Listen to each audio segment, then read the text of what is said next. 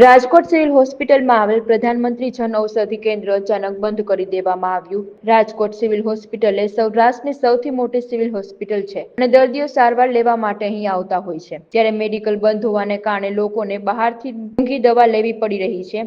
કોઈ પણ સૂચના આપ્યા વગર જ મેડિકલ સ્ટોર બંધ કરી દેવામાં આવ્યો। મેડિકલ સ્ટોર બંધ કરી દેવામાં આવતા લોકોને ભારે હાલાકી ભોગવવી પડે છે।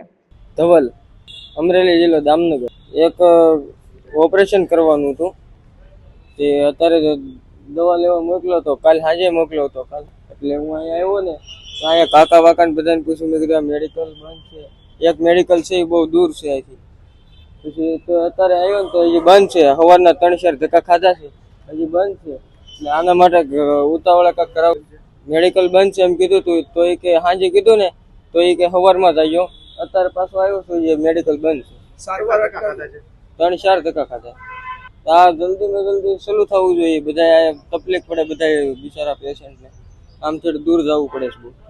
મારું નામ રસીદા છે, હું મારા ઘરવાળાને દવા લેવા આવી છું ગામડેથી।